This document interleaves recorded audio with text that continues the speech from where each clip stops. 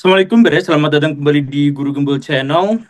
Sekarang kita akan berbicara tentang sesuatu yang sebenarnya agak-agak menakutkan dan bisa jadi ini membahayakan bagi orang-orang yang akan berbicara di sini. Karena kita sekarang akan berbicara tentang salah satu kemungkinan korupsi atau kemungkinan skandal yang berhubungan dengan pajak di Indonesia. Jadi ceritanya Baraya, kemarin lalu itu pemerintah itu bikin sebuah aplikasi yang sangat luar biasa, namanya adalah Cortax atau disebut Cortex atau Cortax, tapi Cortax seharusnya ya. Jadi itu sebenarnya adalah aplikasi yang menghimpun seluruh data yang dibutuhkan untuk urusan perpajakan. Jadi wajib pajak, kemudian para penagih pajak dan sebagainya itu bisa sangat dimudahkan dengan aplikasi itu karena semuanya numpuk di situ. Harga dari aplikasi itu adalah 1,3 triliun rupiah. Tetapi luar biasanya dalam hari-hari pertama dioperasionalkan itu langsung rusak. Kerusakan itu menghasilkan data yang tukar-menukar satu sama lain, kemudian data yang bocor, kemudian ada kesulitan-kesulitan yang sangat urgen yang dihadapi oleh wajib pajak, dan lain sebagainya. Padahal ini 1,3 triliun digunakan untuk bikin aplikasi ini, tapi rusak di hari pertama, dan menyebabkan kerugian yang besar. Nah, ini dicurigai korupsi ada di dalamnya. Soalnya kemarin ada aplikasi Cina itu juga menggoncang katanya ya, menggoncang Amerika Serikat, menggoncang pasar saham itu padahal ongkos biayanya itu hanya 87 miliar rupiah. Lah ini 1,3 triliun rupiah tapi malah rusak. Nah, sekarang saya berbincang dengan beberapa tokoh terkemuka yang diharapkan bisa menjelaskan masalah ini secara lebih paripurna. Di sini ada Pak Rinto dan Pak Ray. Beliau-beliau ini adalah dari Partai X sebagai orang yang menuntut ke KPK kemarin. Ya. Menuntut, betul ya Pak ya? Melaporkan, Mas, melaporkan Oh, pengaduan melaporkan, ya, masyarakat. melaporkan. Melaporkan siapa? Dirjen Pajak, Mas, berkumpul. Melaporkan Dirjen Pajak kepada KPK karena diduga ada korupsi di sana dan masalah kebocoran data. Betul ya? Betul, betul, Mas. Nah, dan bersama saya juga di sini ada KPK-nya atau mantan penyidik KPK. Ini ahli hukumnya dan praktisi hukumnya. Pak Aulia, silakan nongol, Pak. Halo Guru Gembul, halo Pak Ri, Pak Rito. Nah, Ya, ini Ya, dia. sore Mas Gini Ali. Guru Gembul, ya. saya mantan penyelidik, bukan mantan penyidik. Oh iya, salah Oke. ya. Mantan penyelidik KPK. Salah dua huruf. tapi tapi memang sebenarnya fatal. Nah, jadi Baraya semua kita akan berdiskusi tentang masalah ini karena ini benar-benar ngeri sih. Maksudnya udah mah terindikasi korupsi, duit yang dipakainya luar biasa, tetapi justru itu mengakibatkan kerugian yang lebih besar lagi terhadap para wajib pajak. Kita mulai dulu dari Pak Ray deh. Pak Ray Ya, hadir di situ. hadir Mas Gembul. Apa yang Bapak bawa kemarin ke KPK untuk disodorkan, untuk diselidiki dan disidik? Ya, terima kasih Mas Gembul. Sebenarnya kami pada waktu hadir ke KPK itu dalam rangka membuat laporan sehubungan dengan anggota-anggota dari IWPI, Ikatan Wajib Pajak Indonesia, yang Hmm. sudah melaporkan kepada pengurus IWPI sehubungan dengan tidak bekerjanya aplikasi yang disebut dengan Cortex, ya. Sampai dengan kami melaporkannya eh, pada minggu kemarin ya, sebelum Imlek hari ini ya. Ya. Tanggal berapa Mas Rinto kemarin kita? Tanggal 23, Pak Re. Ya, 23 Januari 2025. Jadi Mas Gembul, sebenarnya Cortex itu adalah aplikasi yang digunakan untuk mengganti sistem eh, portal DJP ya, sistem informasi DJP portal atau sistem yang lama. Nah, sistem itu sebenarnya per 1 Januari 2025 diharapkan sudah bisa running well atau running smoothly ya. Jadi harapannya semua wajib pajak yang jumlahnya kurang lebih 70 juta wajib pajak di Indonesia, baik itu wajib pajak orang pribadi atau badan itu dapat menggunakan aplikasi tersebut. Ya, jadi kami dari IWPI ya diwakili oleh Ketua Umum ya Pak Rinto Setiawan dan juga beberapa pengurus yang lain hadir ke KPK untuk memberikan informasi ya sekaligus membuat laporan atau pengaduan masyarakat ya karena memang banyak sekali wajib pajak yang belum bisa menggunakan aplikasi tersebut dan tentunya ada implikasinya gitu Mas Gembul ya. Implikasinya bukan hanya persoalan dugaan tindak pidana korupsi, tapi kemudian implikasi yang diderita oleh wajib pajak.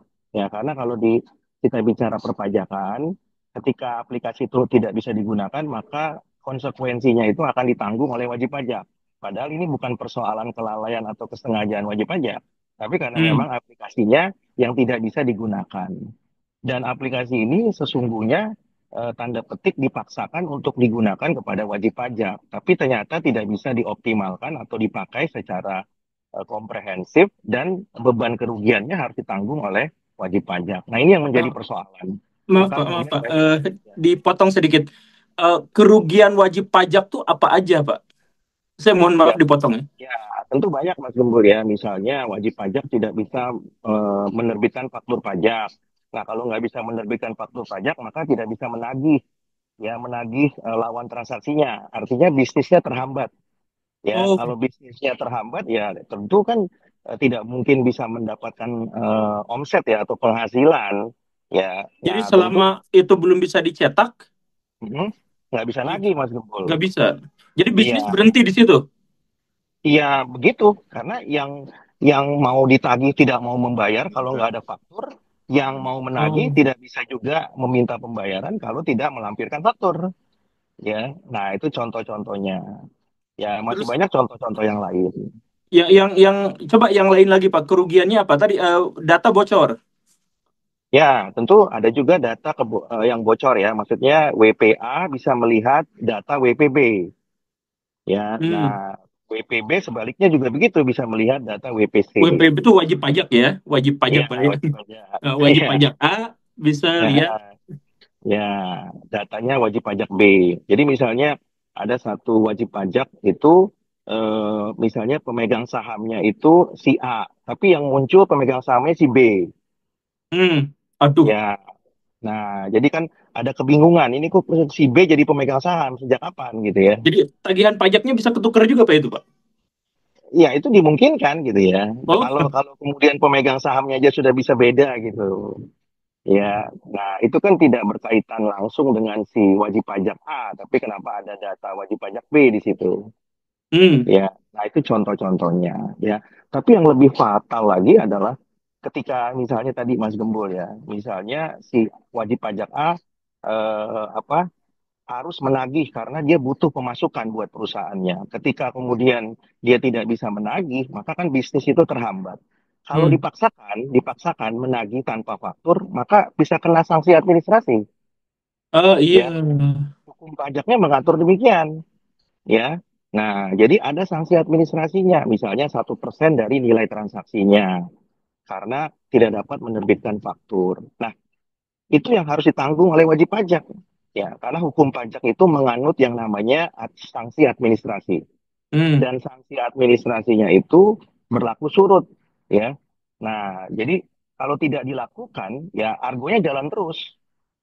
Nah, Nah, persoalannya ini bukan kesalahannya WP kan, ini masalahnya aplikasi yang tidak jalan. iya aplikasi yang salah tapi WP yang harus menanggung Ya, dan akibatnya. belum ada belum ada ketentuan untuk membebaskan sanksi tersebut sampai sekarang. Belum ada Ya, ketentuan. ya, Hanya memang hanya lisan aja Pak Re. Ya, ya Mas Gembul. itu kan Nah, wacana, itu kan nah, wacana. Ya, wacana bahwa pemerintah dalam hal ini adalah Dirjen Pajak akan menghapus sanksi administrasi. Tapi kan hukum positifnya belum terbit. Ya, itu masih wacana-wacana saja supaya kemudian WP merasa tenang. Tapi kan faktanya itu belum ada. Hmm. Ya, nah, kemudian yang lebih fatalnya lagi, Dirjen Pajak menerbitkan keputusan ya, Direktur Jenderal Pajak ya nomor 24 tahun 2025 ya Pak Ginto ya. betul betul Pak. Ah. Nah, ini keputusannya sangat kontroversial karena memberikan perlakuan yang berbeda terhadap 790 wajib pajak di Indonesia. Ya, terkait dengan masalah tadi ya tidak bisa menerbitkan misalnya faktur pajak. Nah, jadi ada diskriminasi untuk khusus 790 wajib pajak. Karena dianggap 790 wajib pajak ini adalah wajib pajak besar yang mempunyai transaksi besar dengan Oh, faktur pajak sampai dengan 10.000 faktur pajak per bulan. Ya, jadi waduh. karena dianggap besar maka diberikanlah privilege lah gitu ya, kartu Hmm. VIP. Ya, nah ini juga jadi persoalan lagi kan begitu ya, karena hukum positif tidak pernah mengatur perbedaan antara WPA dengan WPB gitu ya. Ya sama kalau WP itu harusnya.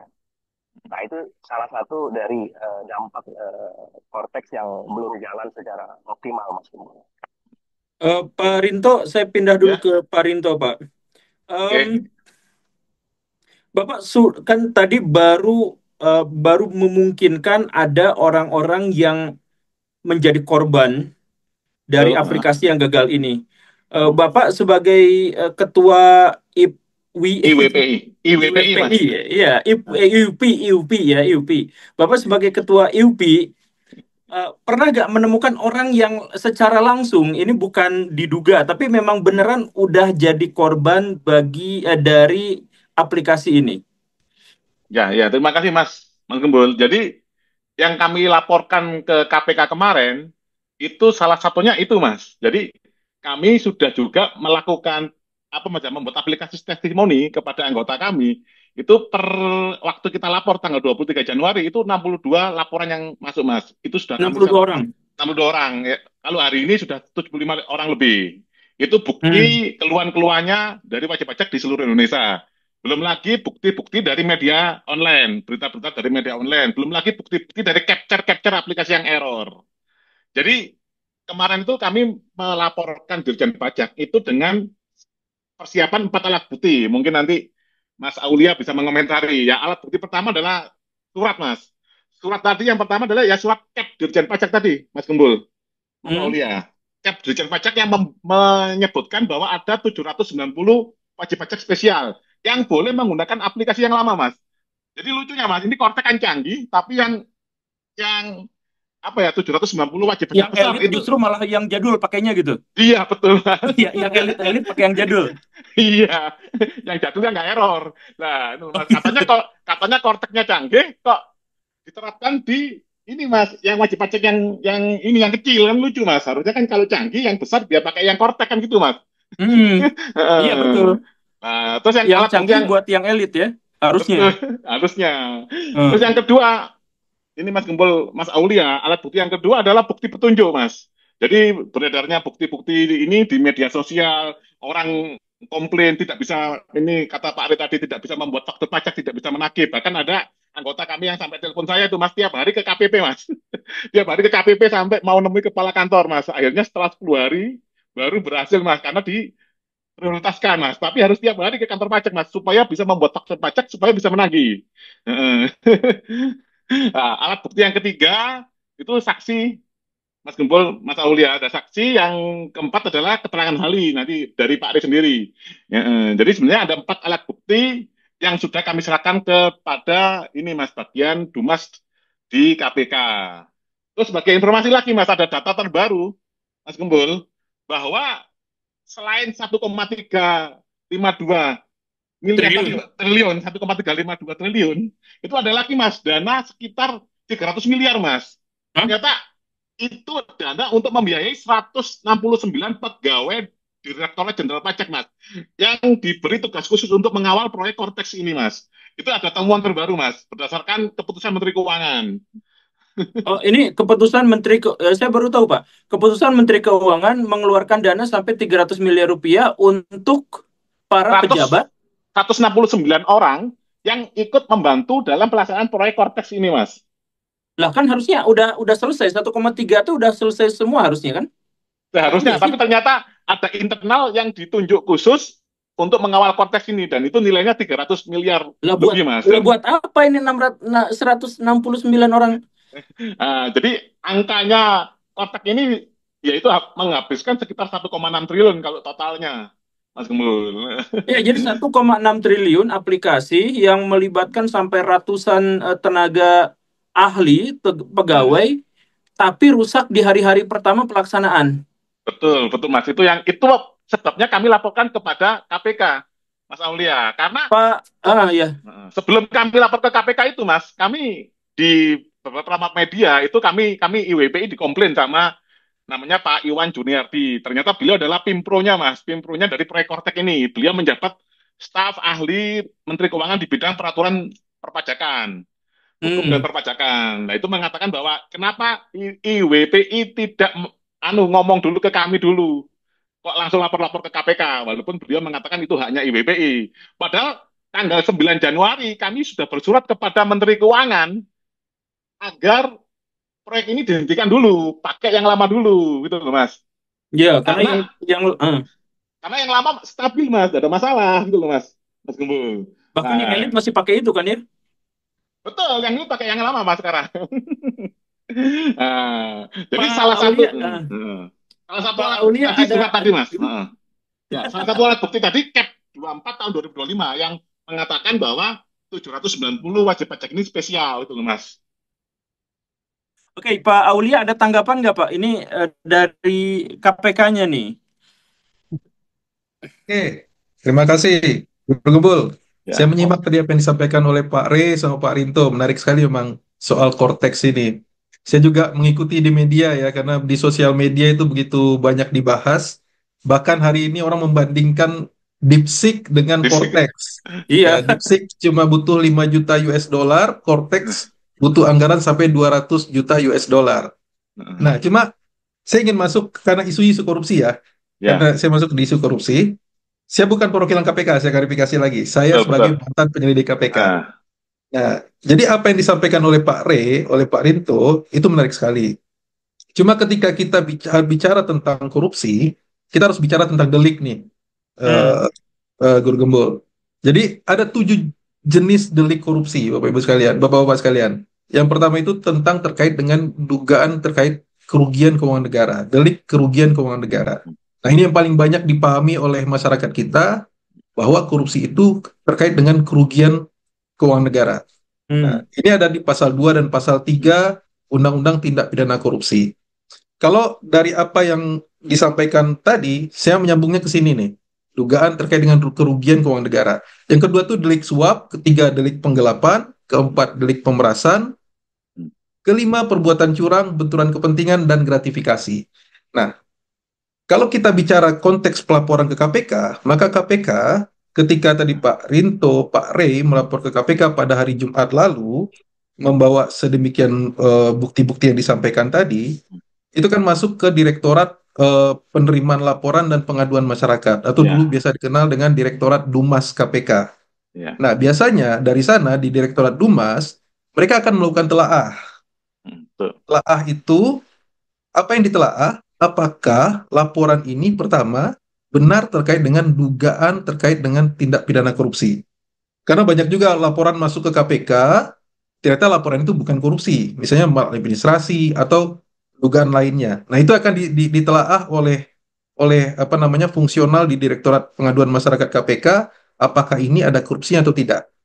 Lalu kemudian masih di Direktorat Pengaduan Masyarakat itu, mereka juga akan melakukan telaah sebagaimana diatur di pasal 11 Undang-Undang KPK, apakah pertama dugaan korupsi ini melibatkan aparat penegak hukum, penyelenggara negara atau pihak lain. Nah, aparat penegak hukum itu sudah jelas ya, polisi, jaksa, hakim dan lain-lain, penyidik segala macam. Nah, KPK. penyelenggara negara ini ada banyak nih. Ini diatur di Undang-Undang 28 tahun 99. Siapa saja yang masuk kriteria penyelenggara negara. Di antaranya eselon 1 itu masuk, dirjen itu masuk sebagai penyelenggara negara. Kedua, apakah ada pejabat pembuat komitmen dalam proyek tersebut atau PIMPRO istilahnya kalau yang dikenal oleh orang banyak. PIMPRO itu masuk, bendahara proyek masuk. Nah, itu akan beberapa poin yang akan ditelaah oleh apa namanya fungsional di Direktorat Pengaduan Masyarakat. Nah, ketika kriteria-kriteria tersebut masuk, maka itu akan lanjut ke proses yang namanya proses penyelidikan. Jadi agak berbeda ini perlakuan di aparat penegak hukum lain, seperti di kepolisian atau di kejaksaan. Kalau di kejaksaan, diterima Dumas, maka akan dilakukan lidik langsung.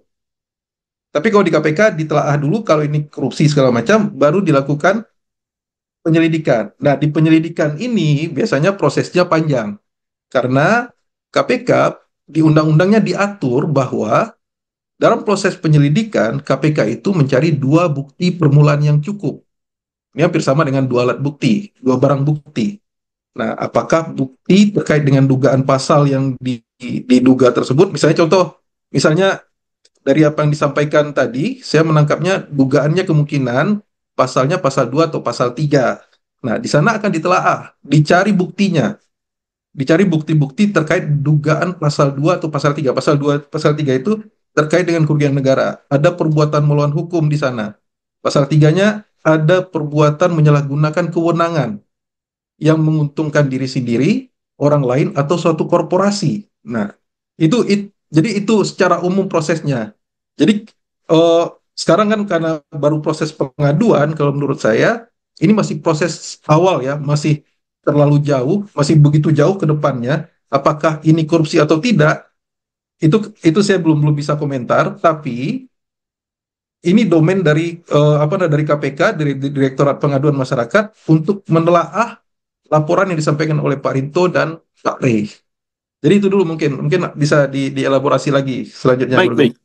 Baik, Pak Ray, saya nanya ke Pak Ray lagi. Kemarin waktu ke KPK, apa tanggapan KPK setelah Bapak melaporkan masalah ini, Pak?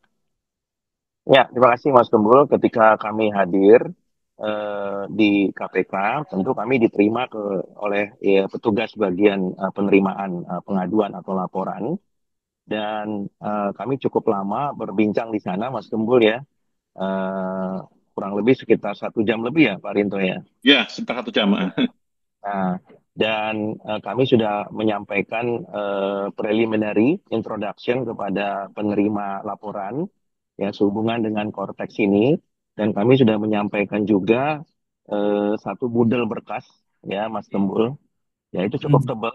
Kira-kira berapa halaman tuh Pak Rinto? 200 halaman. Laporan semua 200 halaman? Iya. Niat amat, Pak. Kalau Pak Rinto memimpin IWPI serius Mas Gembul. Ya. Ya kelihatan kok, Pak. Karena ini kan masalah kepentingan wajib pajak dan negara ini kan hidup 82% dari pajak. Ya. Nah, jadi harus serius Mas Gembul. Nah, jadi laporan yang disampaikan IWPI itu kami sudah sampaikan satu budel berkas ya, kurang lebih 200 halaman. Ya, dan kami sudah elaborasi juga dengan petugasnya di sana. Dan prinsipnya mereka memberikan tanggapan bahwa mereka akan menindaklanjuti ya dan akan meminta kontak person kami kalau kemudian ada hal-hal yang perlu ditindaklanjuti. Ya, misalnya ingin menanyakan sesuatu berkaitan dengan laporan dan juga ingin menanyakan alat bukti tambahan yang lain. Nah, itu kapan yang mereka menjanjikan akan ditindaklanjuti, Pak? Sepengetahuan kami, mereka menyampaikan dalam waktu 30 hari ya Pak Rinto ya. Ya, betul 30 hari. Dalam waktu 30 hari mereka akan memfollow up ya, dan nantinya akan memberikan nomor agenda ya, selain daripada nomor laporan yang sudah diberikan di awal atau nomor informasi di awal. Ya, nah jadi tentu kami menunggu saja ya tindak lanjut daripada tim penelaah mungkin ya tadi yang disampaikan oleh Mas Aulia tadi untuk mungkin memverifikasi ya atau melakukan tindak lanjut lah sehubungan dengan pengaduan tersebut gitu Mas Gembul. Pak Rinto, saya mau nanya sedikit soal ini, Pak. Ya, gimana, Bapak, Bapak dari IWPI itu memperkirakan memang di sini ada korupsi terkait dengan aplikasi yang senilai 1,3 triliun rupiah itu. Dan kemudian Bapak tadi bilang juga sudah ada sekitar 75 orang yang telah melaporkannya atau yang terlibat dalam pelaporan ini. Ini kalau misalkan tuduhan ini memang terbukti gitu. Iya. Iya, ini emang Dirjen Pajaknya bakal gimana, Pak? Ya. Terima kasih Mas Gembul. Maunya apa sama Dirjen Pajak itu?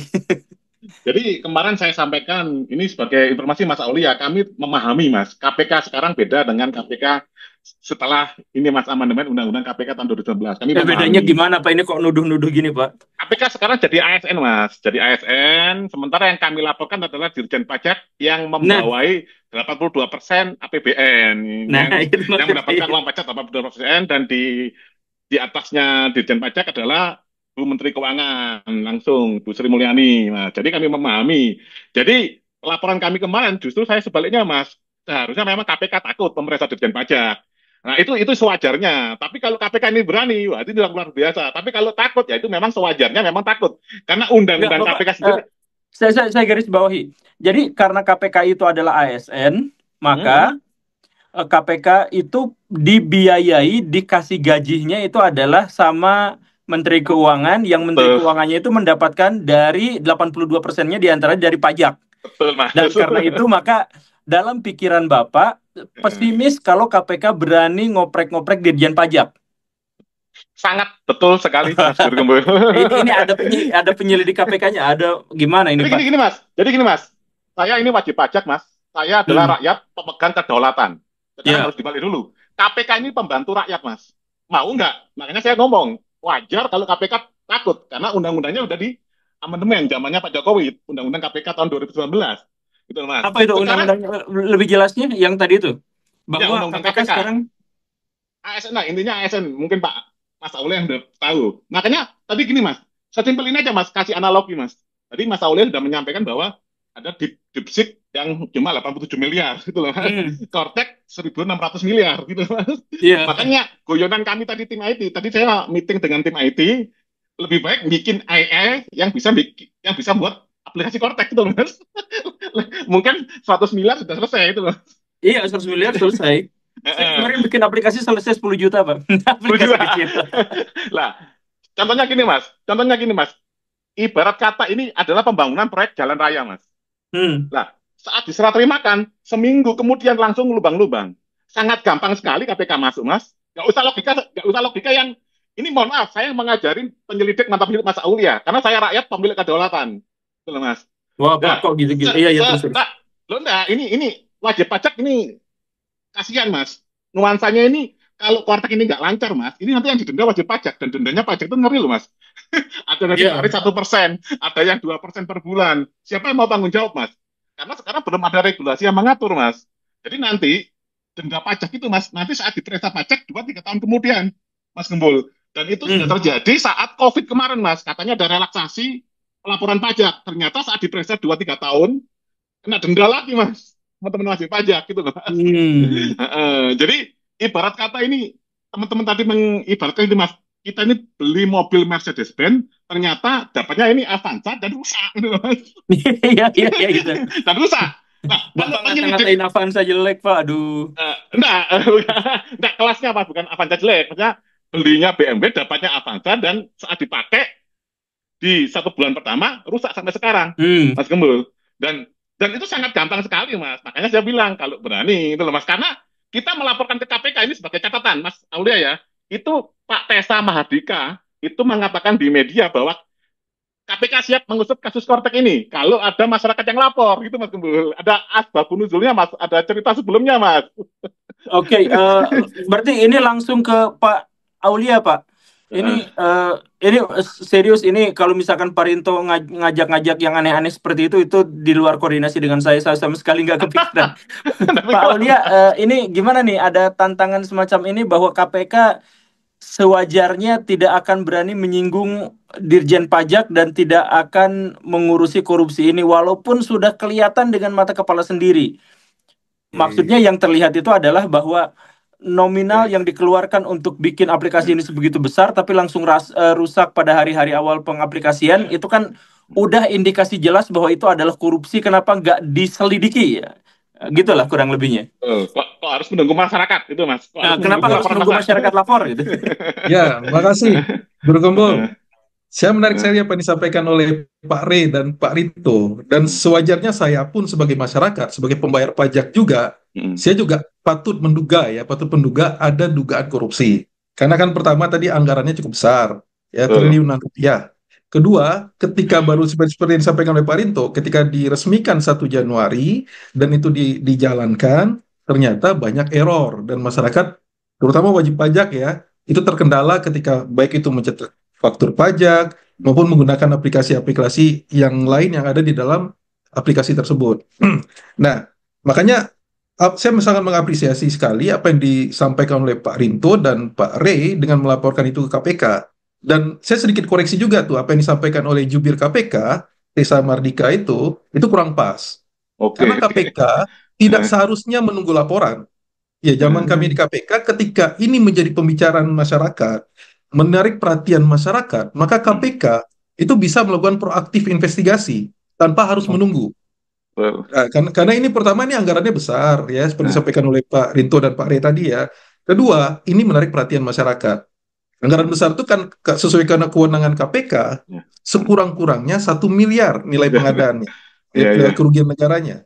Ini kan nilai proyeknya sendiri 1,3 triliun, mungkin lebih dari itu ya, kita nggak tahu ya. Dan ini harus didalami oleh KPK. Nah, jadi apa yang disampaikan Pak Rinto tadi sangat masuk akal. Nah, terkait dengan apakah KPK berani atau tidak, dia seharusnya berani lah. Ya, sekelas Dirjen Pajak itu eselon 1 cuma Pak. KPK udah pernah nangkap ketua DPR Pak. KPK udah pernah nangkap ketua MK. KPK pernah nangkap ketua DPD. Hakim Agung, banyak Pak, menteri-menteri udah ditangkap oleh KPK. Saya meyakini masih banyak teman-teman saya yang di sana itu sanggup kalau seandainya benar ada dugaan korupsi. Ini kan saya bilang ya, kalau seandainya benar ada dugaan korupsi. Ini bukan soal keberanian, ini soal alat bukti kalau menurut saya sih. Seharusnya soal alat bukti. Kalau ada alat buktinya, ngapain takut? Soal Ditjen Pajak sendiri, bahkan di KPK sebelumnya, KPK udah pernah menangkap direktur di pajak, sudah pernah. Kepala kantor di pajak sudah pernah ditangkap. Tapi lepas Mas. Tapi lepas. Informasi dari Pak Rey. Lepas di pra peradilan. Oh iya, itu Ditjen Pajak yang dulu Pak. Tapi kalau direktur pajak itu sudah divonis. Itu Ditjen Pajak yang dulu, Pak Adi Purnomo, itu sudah lepas di pra peradilan. Jadi sebenarnya nggak ada, bukan soal isu keberanian atau tidak menurut saya ya. Seharusnya begitu ya KPK bekerja ya, tapi kita sebagai masyarakat, saya pun sebagai orang yang masih mencintai KPK, saya mendorong KPK bekerja dengan sungguh-sungguh kalau seandainya benar ada dugaan korupsi tersebut. Nah, jadi ini bukan soal berani atau tidak. Nah, kembali lagi nih, nanti kemungkinan dari penelaah atau namanya fungsional di Direktorat Pengaduan Masyarakat itu kemungkinan akan klarifikasi kepada Pak Rinto dan Pak Rey terkait dengan bukti-bukti yang diserahkan atau mungkin mereka minta tambahan bukti. Nah, itu biasanya di awal biasa itu proses verifikasi itu biasa. Dan betul tadi mereka punya waktu 30 hari kerja untuk melakukan telaah sesuai dengan undang-undang dan mereka wajib memberikan update kepada pelapor, kepada Pak Rinto dan Pak Rey, apakah laporan tersebut sudah naik ke proses penyelidikan atau masih butuh tambahan bukti, butuh tambahan waktu untuk penelaahan. Jadi itu wujud transparansi dan Bapak-bapak Pak Rey dan Pak Rinto itu juga bisa terus nanti aktif berkomunikasi dengan penelaah di KPK. Jadi sebenarnya ini nggak ada isu. Ini menurut saya sih anggaran segini KPK pernah nangani IKTP ya, anggarannya sampai 6,7 triliun ya. Kerugian negaranya sampai 2,6 triliun. Melibatkan mantan ketua DPR. Banyak anggota DPR terlibat, itu bisa. Dan saya meyakini kalau memang ada dugaan korupsinya, KPK nggak perlu takut. Apalagi mereka kan pimpinan baru nih. Dan mereka harus tunjukkan bahwa mereka beda dengan pimpinan kemarin di masa Firly dan kawan-kawannya. Itu betul. Sebelum Pak Rinto berbicara dan Pak Rey berbicara, ini kayaknya pada gatal-gatal. Tapi Pak Aulia, saya mohon maaf ini sebagai orang awam ya. Saya ingin bertanya, apakah masih dibutuhkan pelaporan ketika ada aplikasi senilai 1,3 T yang kemudian gagal diaplikasikan sebagaimana mestinya, dan diketahui, ini kemarin saya juga diskusikan, dan diketahui bahwa vendor-vendor yang mengerjakan aplikasi ini adalah vendor yang bermasalah, yang maksudnya memiliki reputasi yang buruk gitu, dan memang pernah terlibat pada beberapa kasus yang ilegal atau kasus hukum gitu. Nah, ini perusahaan-perusahaan ini sudah jelas terlibat dalam Kortaks, dan kemudian kortaksnya ini juga sudah ketahuan akhirnya jebol, padahal nominalnya besar. Nah, seandainya tanpa ada orang yang melaporkan kepada KPK, apakah KPK memiliki cukup kewenangan untuk langsung menyelidikinya? Ya, jadi seperti yang saya sampaikan tadi, Guru Gembul, jadi ini kan eh, kasus dugaan korupsi Kortex ini kan menyedot perhatian masyarakat ya. Hmm, Karena ini kan selama berapa hari itu dibicarakan, bahkan sudah ada respon dari Menteri Keuangan ya iya betul. kepada publik. Minta maaf. Nah, Ya, minta maaf segala macam, dan juga ada surat, ada sih juga melihat di sosmed itu ada surat dari Dirjen Pajak terkait dengan permohonan maaf atas masalah Kortex ini. Jadi sebenarnya dari KPK itu mereka basis dasar penyelidikan atau basis mereka melakukan penelaahan dugaan adanya korupsi itu pertama memang dari pengaduan masyarakat, ya, memang dari pengaduan masyarakat yang pertama. Kedua, oh itu ada misalnya laporan misalnya apakah dari inspektorat gitu kan ya, dari APIP, aparat pengawas internal pemerintah, apakah itu dari BPKP, apakah itu dari BPK hasil audit segala macam. Namun KPK juga bisa dapat melakukan proaktif investigasi. Saya bilang tadi, Oh, melakukan penyelidikan secara proaktif ketika ini menjadi pembicaraan khalayak banyak. Nah, jadi mereka di sana mencari peristiwanya dulu, belum tentu ada korupsi atau tidak, tapi sekurang-kurangnya mereka turun, lakukan penyelidikan, mencari mencari tahu apa yang sebenarnya terjadi. Nah, di Dumas tadi itu saya bilang kan ada tiga tahap ya, ada Dumas, pengaduan masyarakat, ada penyelidikan, ada penyidikan, baru penuntutan di persidangan. Itu tahapan proses penanganan perkara di KPK. Nah, di Dumas tadi mereka akan melakukan namanya pull bucket, pengumpulan bahan keterangan istilahnya. Apapun itu bentuknya, apakah wawancara dengan Pak Rinto, wawancara dengan Pak Rey, apakah menganalisis bukti-bukti tertulis, surat-surat segala macam. Nah, baru setelah itu, kalau memang itu diduga sesuai dengan kewenangan KPK dan benar korupsi, baru lakukan penyelidikan. Nah, proses penyelidikan ini akan panjang biasanya. Apakah itu memanggil dari pihak Ditjen Pajak, melakukan klarifikasi, bahkan karena ini dugaannya terkait dengan pengadaan, mau tidak mau nanti melibatkan auditor dalam proses audit. Karena ini kan ya namanya pengadaan ya. Kalau korupsi pengadaan kan biasanya modusnya apakah ada markup. hmm. Saya markup harga. Dari markup harga itu biasanya apakah ada dugaan kickback, suap kepada pejabat terkait. Nah, seperti seperti itu. Nah, korupsi kan kalau korupsi terkait pengadaan itu tidak jauh dari hal-hal seperti ya. itu. Markup. Kalau soal kegagalan sistem bisa jadi tidak korupsi, saya bilang juga. Memang prosesnya sudah benar, tapi mungkin dari perencanaannya yang salah. Ada proses administrasi masuknya ke sana. Makanya ada peluang-peluang seperti itu. Nah, makanya di sini kalau kita percayakan dulu kepada KPK karena Pak Rinto dan Pak Rey sudah melaporkan, tetapi kita monitor terus. Bapak-bapak juga harus monitor terus. Bersuara terus di media itu sangat baik. Jadi biar KPK bisa fokus karena ini kasus yang menjadi perhatian masyarakat saat ini. Ya kalau memang tenggat waktunya 30 hari itu kan tenggat waktu yang dipersyaratkan oleh undang-undang. KPK bisa bergerak lebih cepat kalau memang benar ada dugaan korupsi. Jadi gitu, Guru Gembul. Pak Rinto kayaknya pengen ngomong dari tadi, Bang. Cengengesan terus ini. Ada sesuatu yang... Silakan, Pak. Ya, gini Mas Gembul, Mas Aulia. Jadi yang diceritakan Mas Aulia tadi berani menangkap ini itu sebelum 2019, Mas.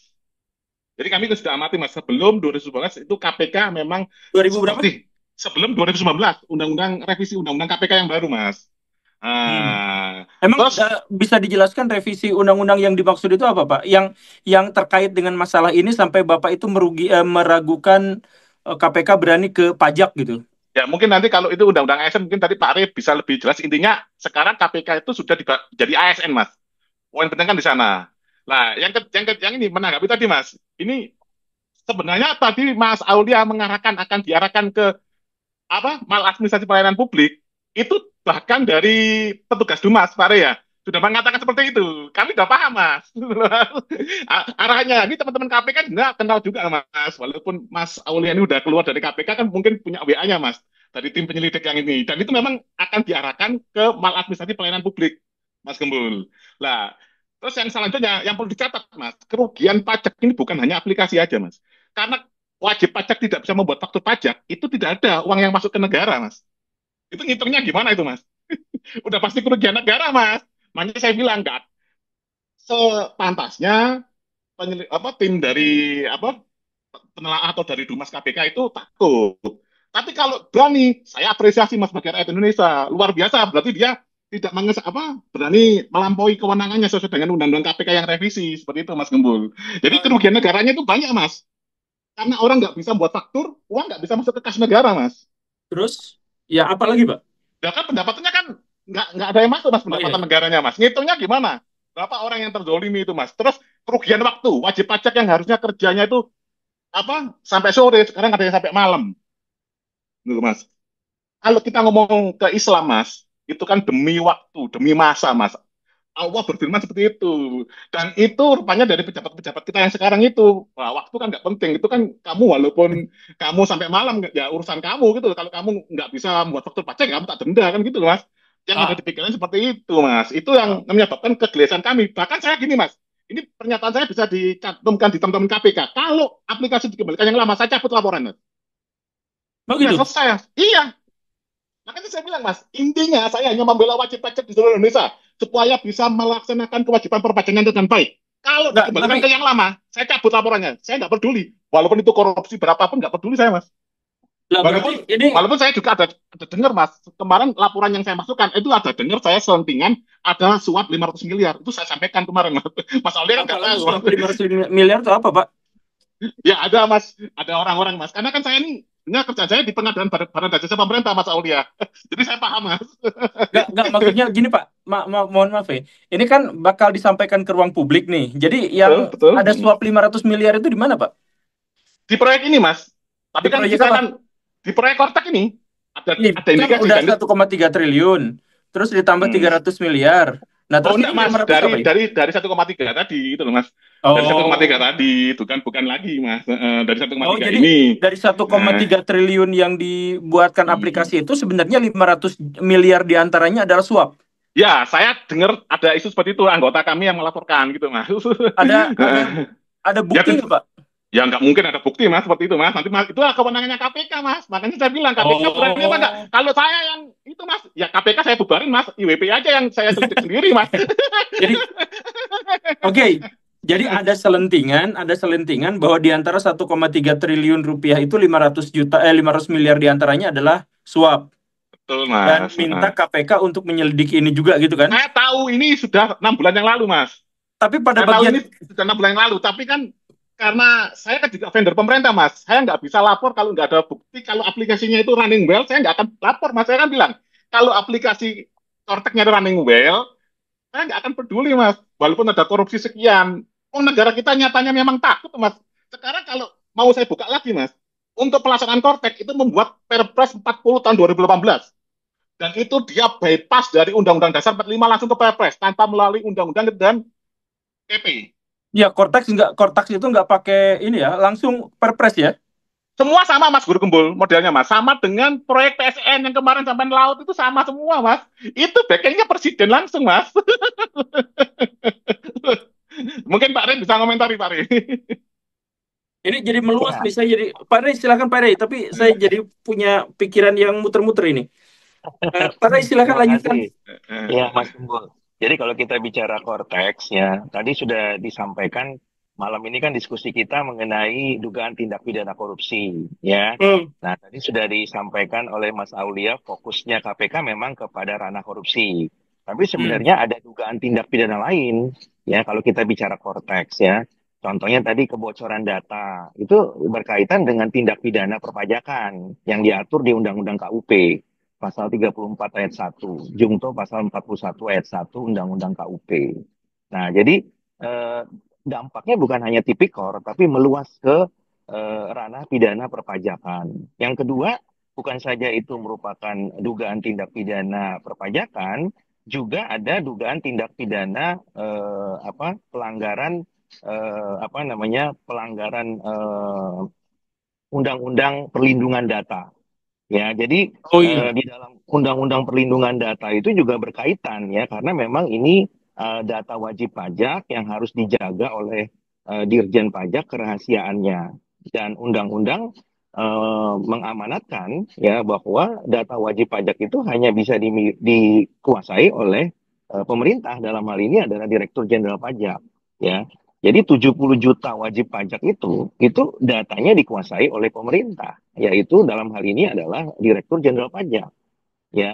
Nah, kalau Hmm. kemudian itu bisa bocor, berarti kan ada dugaan pelanggaran Undang-Undang Perlindungan Data ya, sehubungan dengan wajib pajak orang pribadi maupun wajib pajak badan. Tapi itu Jadi kan mungkin kelalaian, Pak, bukan sengaja gitu. ya itu yang perlu dibuktikan nanti ya.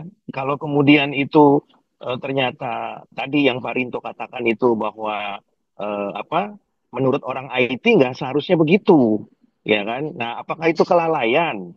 Maka kan tentu nanti kewenangan KPK untuk memanggil ahli IT. Kenapa harus dilakukan seperti itu? Kenapa nggak seperti ini? Itu kan kewenangannya para para ahli teknologi informasi kan begitu ya.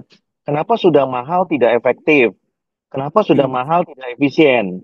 Kenapa sudah mahal kemudian firewall-nya gampang ditembus misalnya? Ya, itu kenapa kan begitu.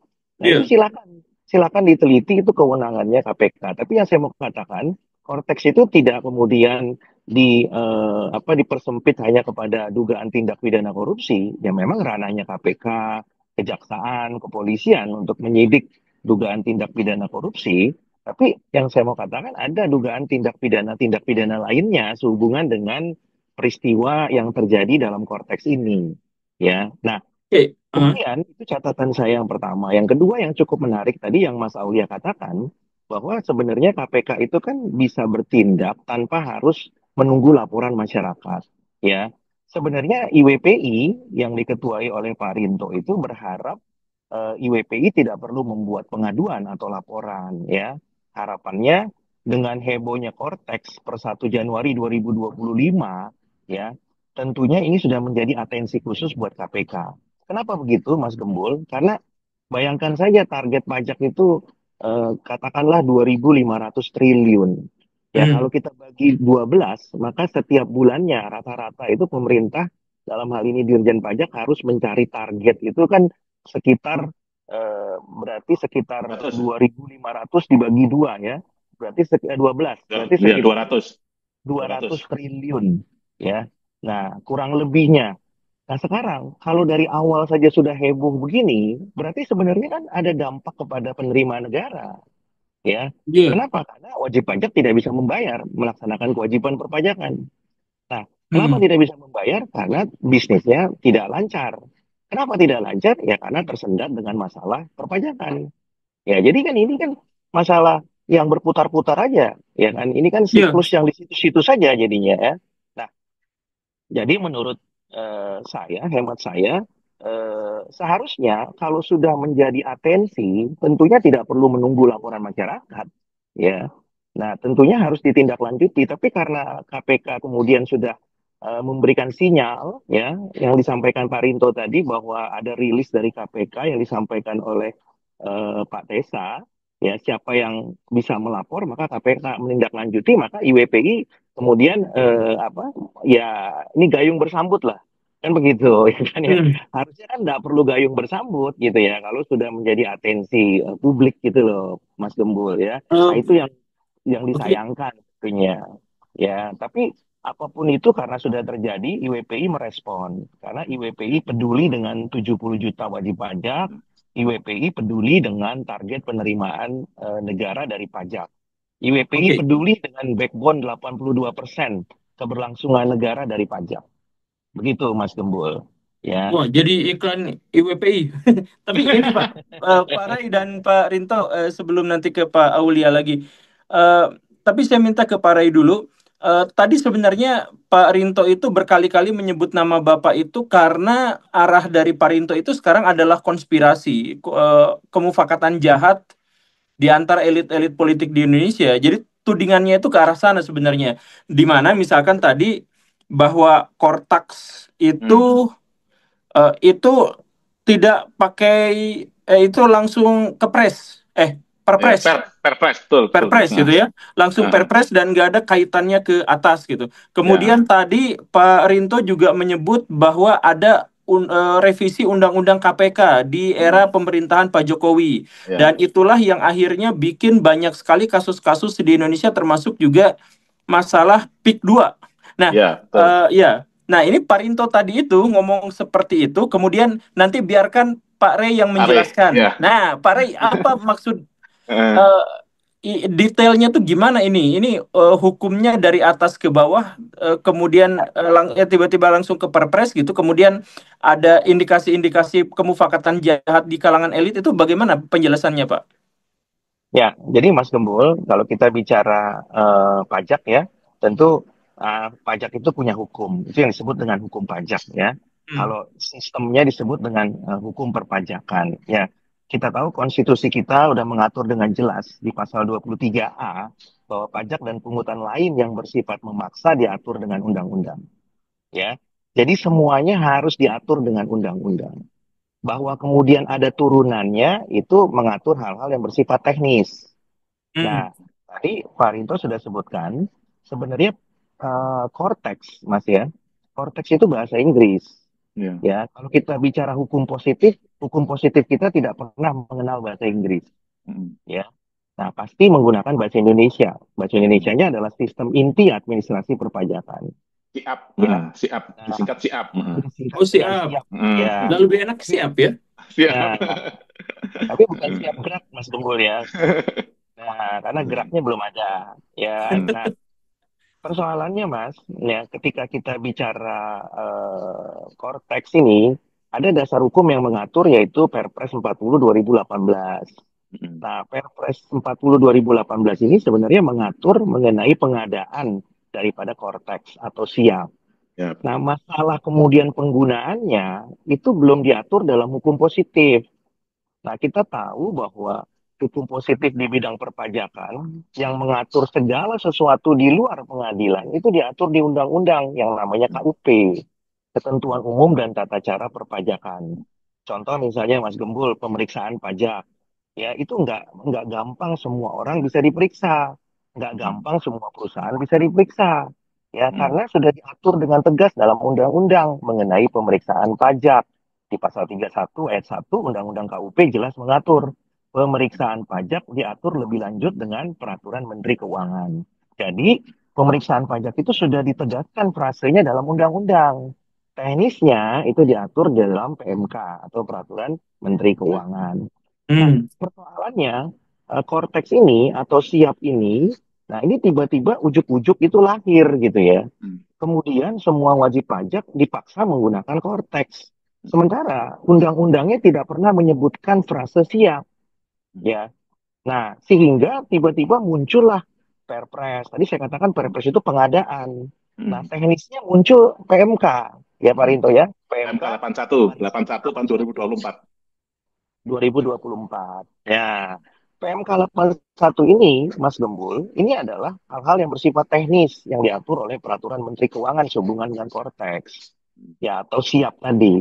Nah, harusnya ya dia tidak bisa ujuk-ujuk lahir PMK 81. Kalau kita baca konsideran PMK 81, itu semua disebutkan undang-undang, tapi tidak ada amanatnya, tidak ada rumusan normanya di dalam undang-undang. Saya ambil contoh misalnya, ada konsiderannya undang-undang KUP. Tapi di dalam undang-undang KUP itu tidak ada rumusan normanya yang mengatur mengenai korteks yang kemudian diamanatkan dalam PMK 81 2024. Ya, jadi ada satu missing link di situ yang kemudian dipertanyakan dan patut dipertanyakan gitu ya. Kenapa siap ini atau korteks ini tidak diatur dalam undang-undang kemudian diturunkan lebih lanjut dalam peraturan yang lebih rendah ya. Kenapa tiba-tiba ujuk-ujuk pengadaannya oleh Perpres kemudian teknisnya oleh PMK ya, sementara undang-undangnya tidak pernah mengatur ya. Nah, yang menjadi menarik Mas Gembul ya, sekarang ini kan korteks itu seperti aplikasi yang bersifat memaksa. Nah, kita tahu wajib pajak harus pakai itu kan? Ya, tidak ada opsi lain, Mas. Kalau sudah sifatnya memaksa, Mas Gembul, maka harus diatur dengan undang-undang. Karena ini berimplikasi hukum yang sangat luar biasa. Karena tadi konstitusi mengatakan pajak dan pungutan lain yang bersifat memaksa diatur dengan undang-undang. Ini bukan pilihan Mas Gembul. Jadi Mas Gembul itu nggak bisa milih ya kan, untuk bisa pakai SIP DJP lama, nggak bisa milih lagi, harus Cortex. Mas Aulia juga nggak bisa milih. Wah, saya nggak suka nih sama Cortex nih. Ya kan, ya saya nggak pakai yang lain aja lah. Ya nggak bisa. Jadi ini Maka Bapak menuding orang-orang yang bikin undang-undang, bikin peraturan, termasuk juga Kementerian Keuangan dan termasuk juga Presiden, ada kemufakatan jahat di sana terkait dengan ini gitu ya? kalau saya melihatnya lebih cenderung kepada persiapan, ya, persiapan lembaga legislatif dan eksekutif yang kemudian kurang persiapan, ya, terburu-buru karena antara antara pengadaan dengan pihak-pihak terkait tadi itu kurang kurang apa ya, kurang koordinasi begitu ya. Jadi kita tahu Mas Gembul, Cortex ini sudah didesain 4 tahun, 5 tahun yang lalu. Ini sudah cukup lama ini desainnya nih. Ya, tapi kemudian antara eksekutif dengan legislatif ini kemudian kurang koordinasi, ya. Bahkan saya harus katakan sesama eksekutif pun kurang koordinasi. Buktinya apa? Buktinya para IT yang mengerjakan ini saja. Itu saya lihat di podcastnya Pak Rinto dengan beberapa ahli IT yang lain, itu saya lihat malah diketawain katanya. Lu kok orang IT ngerjainnya begitu katanya, ya Kayak kan? aplikasi anak magang, Mas. Nah, Wah, sombong amat Pak. Enggak, ini di medsos. Kan saya yang ngomong, teman-teman di medsos. Saya Oh, mengutip aja. jadi Mas Gembul, saya bukan ahli IT kan, saya hanya mengatakan tadi saya kutip ya kan dari medsos, saya melihat dari medsos begitu ya. Artinya apa? Artinya ada kurang persiapan, ada koordinasi yang kurang komprehensif begitu ya. Nah, sehingga kemudian ini berjalan kurang mulus. Kalau saya melihatnya dari segi positif, Mas Gembul. Tapi kalau mau dimaknai dari sisi-sisi yang lain, ya silakan saja. Itu bisa dimaknai sebagai Ya, pemufakatan jahat, jahat. atau kemudian dugaan tindak pidana korupsi yang seperti Mas Aulia katakan tadi berkaitan dengan kerugian negara, itu silakan saja. Tapi yang saya mau katakan adalah kalau ini sudah didesain dengan baik, tentunya antara legislatif dengan eksekutif kemudian bisa merumuskan satu rumusan norma yang kemudian menyebutkan itu frase itu dalam undang-undang, ya, kemudian baru boleh diturunkan, ya. Nah, itu yang belum saya tidak melihatnya gitu loh Mas Gembul. Dan Mas Gembul coba bisa lakukan survei ya, dari 70 juta wajib pajak, berapa yang sudah siap menggunakan Cortex? Saya berkeyakinan, termasuk Mas Gembul sendiri aja kebingungan. Mungkin Mas Aulia juga bingung gitu kan ya. Jangankan menggunakannya, mendengarnya aja nggak familiar. Ya, menggunakannya itu satu PR yang luar biasa. iya. Ya kan? Cortex apa Ya, Cortex saja saya nggak tahu Pak dibacanya nah, gimana. nah itu. Nah, nah itu artinya, Mas Gembul, sosialisasinya kan bisa disimpulkan kan kurang baik. Ya, artinya persiapannya, preparationnya itu kurang well prepare. Nah, itu kan kalau bisa disimpulkan secara sederhana gitu ya. Hmm, Tapi kalau kalau itu bisa dilakukan secara baik sosialisasinya, saya pikir banyak wajib pajak yang tidak kemudian komplain seperti sekarang ini. Nah, kemudian pemerintah tidak siap untuk memitigasi Cortex ini kalau kemudian ini tidak running well. Ini persoalan berikutnya. Ya, sepertinya ini dipaksakan dan seolah-olah diyakini bahwa 100% akan sukses gitu ya. Jadi mitigasinya kurang kurang baik kalau menurut saya begitu ya. Karena gini Mas Gembul, IT itu buatan manusia kan, bukan buatan Tuhan gitu ya. iya. Nah, ini kan harus ada dong, ya kan, harus ada plan A, plan B-nya. Nah, ini yang kemudian menurut saya kurang dipersiapkan dengan baik ya. Nah, apalagi sekarang pemerintah belum bisa mengatakan, oh, kita punya ini nih, punya apa namanya upaya kemudian untuk solusi sementara. Itu kan yang belum ada. Justru solusinya adalah memberikan kartu VIP kepada 790 wajib pajak tadi, ya kan? Yang menurut saya itu solusi yang blunder gitu ya, bukan solusi yang memberikan keadilan, tapi solusi blunder gitu ya. Nah, dan itu justru mencederai unsur-unsur Indonesia sebagai negara hukum, di mana setiap wajib pajak sama kedudukannya di mata hukum.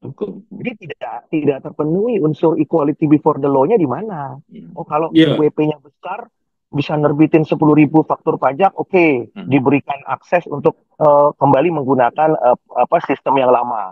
Tapi kalau yang kemudian fakturnya sedikit, ya nggak boleh, tetap harus paksa pakai Cortex kan begitu. Nah itu kan menjadi solusi yang kemudian bukan memberikan solusi berkeadilan, tapi justru solusi yang mencederai rasa keadilan. Ya, nah Baik. itu yang saya bisa sampaikan, Mas Gembul. Oke, Pak Aulia, saya kembali ke Bapak ini. Jadi Saya juga nggak Mas, tahu saya sampai. menambahkan sedikit Mas Gembul Oh sebagai iya, iya. informasi, menambahkan informasi sedikit bahwa Pak Tessa Mahardika sebagai jubir KPK itu juga mengatakan selain menunggu laporan masyarakat, Mas Aulia, beliau kekurangan tim Mas untuk mengusut Kortek ini Mas. Itu tersampaikan di media Mas.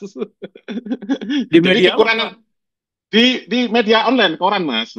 Di media online, koran online Bahwa Mas. Jadi KPK kurang penyidik untuk kekurangan kurang personil kurang personil. untuk mengusut Kortek ini.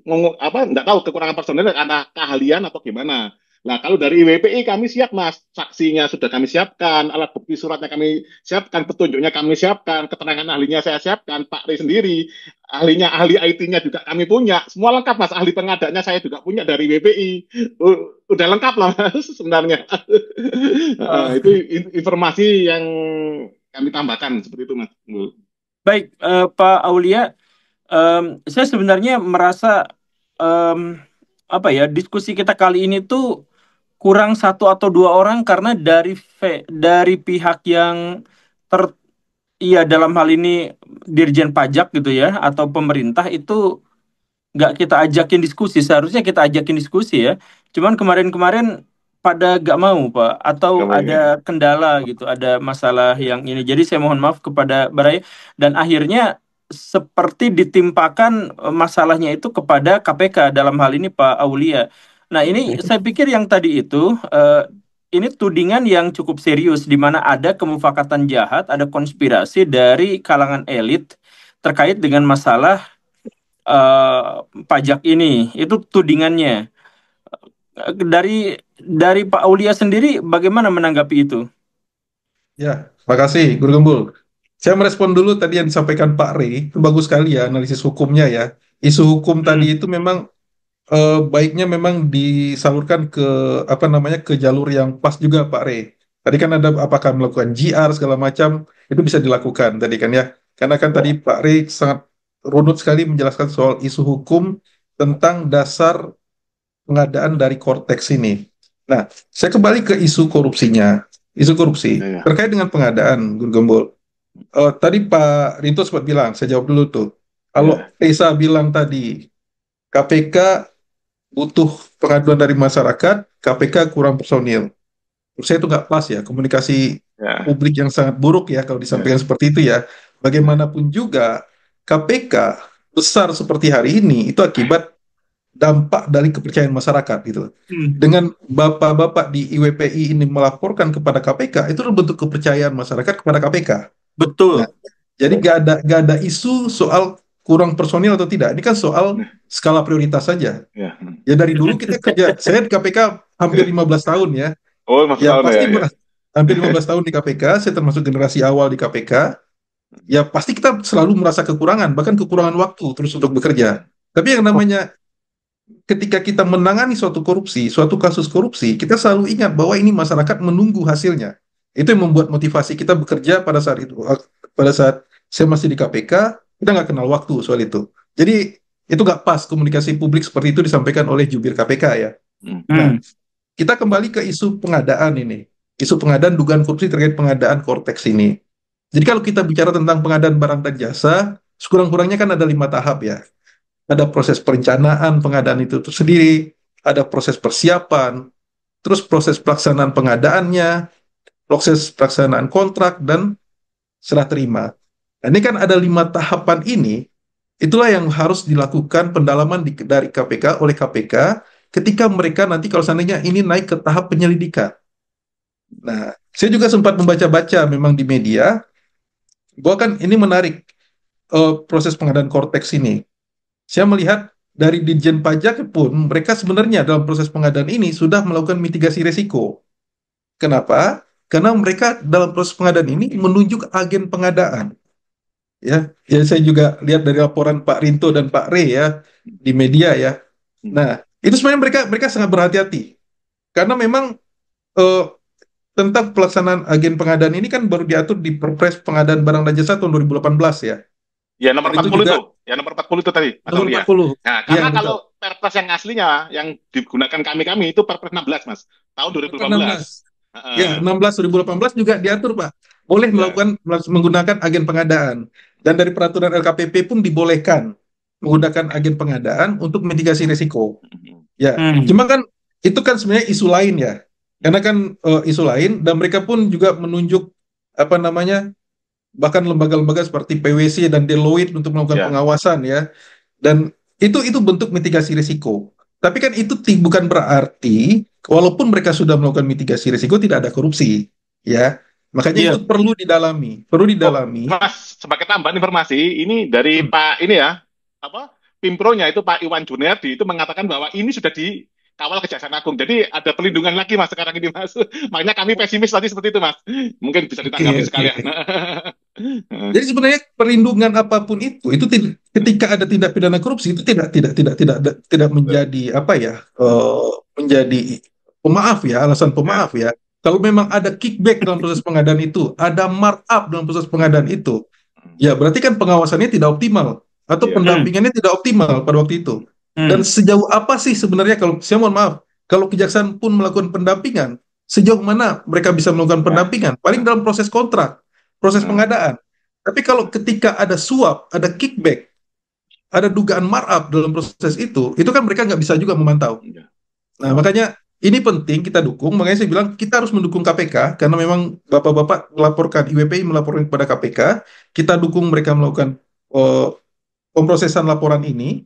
Kalau memang ini naik ke proses penyelidikan, ya kita dukung KPK bekerja sebaik-baiknya untuk menuntaskan dugaan korupsi ini. Karena bagaimanapun juga yang namanya proses penegakan hukum itu kan tidak ada isu soal intervensi, soal ini Ditjen Pajak, mereka yang menghasilkan uang negara, nggak ada. Ya hukum itu kan Dewi Keadilan matanya ditutup Pak ya, sambil megang timbangan dan megang Nah, pedang Pak ya. Jadi nggak ada isu, siapapun itu seharusnya KPK nggak ada isu. Ya kita ya, ya, dukunglah ya. KPK. Eh, KPK ini pertanyaan sedikit terkait dengan pernyataan akhir. Bapak sebagai orang dalam KPK dalam tanda kutip, Mantan. ya mantan, oh ya mantan. Em, seberapa ini real ya? Kita maksudnya bukan bukan gimana-gimana. Ini mah real. Seberapa seberapa bisa dipercayanya KPK mengatasi masalah-masalah seperti ini? Saya apa ya? Kita bicara teknis dan bicara non teknis ya. Oke. Secara teknis seharusnya orang-orang yang bekerja di KPK, baik itu di pengaduan masyarakat, di Direktorat Penyelidikan maupun di penyidikan, mereka adalah orang-orang yang ahli dalam proses investigasi korupsi. Ya, karena Hmm. memang dari awal mereka dididik, dilatih untuk menjadi profesional di bidang pengungkapan atau investigasi korupsi. Nah, itu secara teknis. Jadi kalau memang memang itu memang dari laporan yang disampaikan Pak Rinto, Pak Rey dan kawan-kawan tadi memang ada unsur korupsi dan memang menjadi kewenangan KPK, ya mereka pasti bisa. Saya meyakini gitu ya, pasti bisa menuntaskan itu secara teknis. Tapi soal isu non teknis saya nggak bisa jawab. Ya Oke. kita tahu ya apa yang terjadi pada KPK ketika Nah, Firly menjadi ya, pimpinan. ya, Udah banyak skandal di KPK ya. ya, Tapi ya. sekarang KPK ada KPK yang baru, ada pimpinan baru KPK yang baru bertugas dari akhir tahun yang lalu. Di akhir tahun 2024 dipimpin oleh Pak Setio yang mantan Dirdik di KPK juga. Ya, mudah-mudahan itu dia dan teman-teman atau pimpinan KPK saat ini itu bisa melakukan apa ya, mengembalikan citra KPK dengan menuntaskan kasus-kasus korupsi yang ada. Jadi saya nggak bisa jawab secara konkret, Guru Gembul. Oke, sangat Ya, dipahami. Cuman ini saya juga tidak menyangka bahwa diskusi kita terkait dengan Kortaks pada akhirnya juga berkembang menjadi tudingan-tudingan yang lebih serius bahwa ada dari kalangan elit politik di Indonesia bikin program-program yang secara sengaja, jadi ini udah konspirasi ya, secara ya. sengaja justru digunakan untuk kepentingan pihak tertentu. Tapi itu tudingan yang sangat serius itu sama Pak Rinto itu belum ada buktinya dan Pak Rinto justru malah minta KPK, ayo cari buktinya yang seperti ini gitu ya. Em, tapi biar kita gak melebar terlalu luas Ah, lagi, ya kita balik lagi ke Kortaks tadi nih. ya, Pak Rey, kemarin lalu kita berbincang dan memang mengatakan bahwa em, ada perusahaan-perusahaan vendor yang dilibatkan dalam proses ini adalah perusahaan yang bermasalah. Kemarin dulu Bapak baru menyebutkan satu, tapi satu dari tiga. Ada penjelasan detailnya lagi nggak? Tambahan detail baru nggak? Bahwa tentang perusahaan-perusahaan yang dilibatkan dalam proses pembuatan Cortax ini, sehingga diduga ada korupsinya, gitu. Ya, terima kasih Mas Gembul. Jadi kalau bicara vendor, ya, saya sudah pernah menyebutkan dan itu Hmm. sudah saya sebutkan di podcast Mas Gembul itu Ya, dan nggak ada ini sumbernya baru ya, nggak ada informasi baru gitu maksudnya. belum ada Mas ya. Jadi kalau detailnya itu ada di media online itu sangat banyak sekali ya. Dan informasi terbaru saya belum dapatkan. Kecuali Pak Rinto mau tahan ya, karena Pak Rinto yang lebih update mengenai pengadaan. Oke. Tuh, Ya, Pak Rinto gimana catatan Pak Rinto? Ya, ya. Lebih Terima kasih, lempar Mas. nih. silakan Saya Pak respon Rinto. sebentar, Mas ya.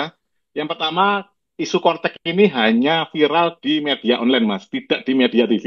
Oh iya. Jadi, jadi ini ada keterkaitan dengan pemilik-pemilik media, Mas.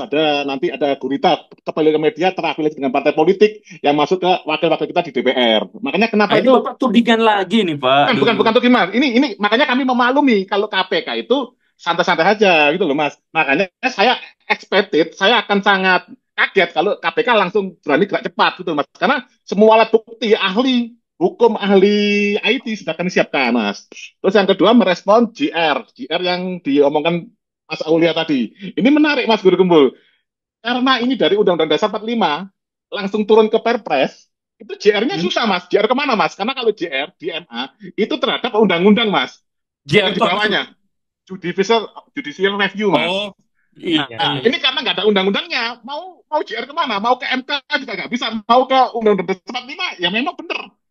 Gitu loh, Mas. Kalau Undang-Undang Dasar 45, kalau di MK kan undang-undang terhadap undang-undang dasar. Hmm, Kalau di MA di bawah undang-undang ke bawahnya. Lah ini hmm. undang-undangnya nggak ada, Mas.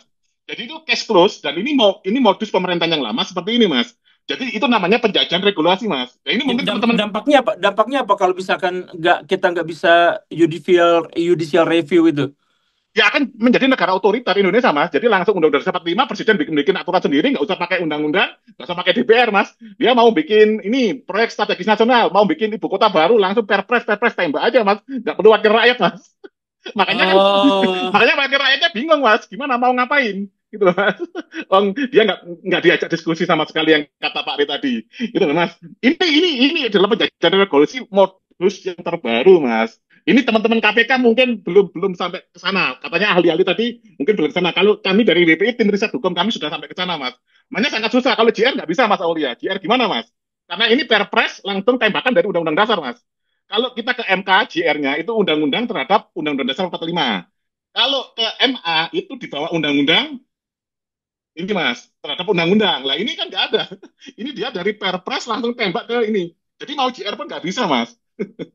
Nah, terus yang ketiga merespon tadi ada informasi baru terkait pengadaan. Jadi pemenang pengadaan ini, agen pengadaannya ini adalah PwC, Mas. PricewaterhouseCoopers, Mas. Itu adalah salah satu kantor akuntan publik terbesar di dunia, Mas. Big Four, Mas. Itu ada PwC, ada Deloitte, ada KPMG, ada EY. Itu, Mas. Itu Big Four. Nah, yang agen pengadaannya ini itu adalah untuk mengadakan barang atau pengadaan di atas 100 miliar berdasarkan Perpres 40 tahun 2018. Nah, ini dimenangkan oleh LG CNS, Strip Qualisoft Konsorsium. Nah, yang satunya adalah jasa konsultan pengawasan, Quality Assurance, itu dimenangkan oleh Deloitte, yang nilainya 110 miliar. Kalau yang Cortex-nya sendiri itu nilainya 1,228 triliun, Mas. Nah, menariknya, Mas, LG CNS ini pernah bersengketa dengan anggota kami WPI, Mas, terkait paten alat perpajakan, Mas, yaitu alat tapping box saat di Bapenda pajak daerah, Mas, berkumpul. Dan itu sudah sampai somasi-somasian sampai ke pengadilan, Mas, berkumpul. Itu siapa yang kalah? yang kalah pasti yang anggota kami, Mas, karena kan damai, Mas, damai. Ada kesepakatan damai dikasih 1 miliar, Mas. Nah, ternyata untuk proyek Kortek ini LGCN ini bekerja sama dengan Qualisoft, Mas, yaitu perusahaan software dari Wina Austria, Mas Guru Kumpul. Hmm. Nah, ini yang menarik yang saya amati, Mas Aulia. Ada terjadi adendum dokumen pengadaan, Mas.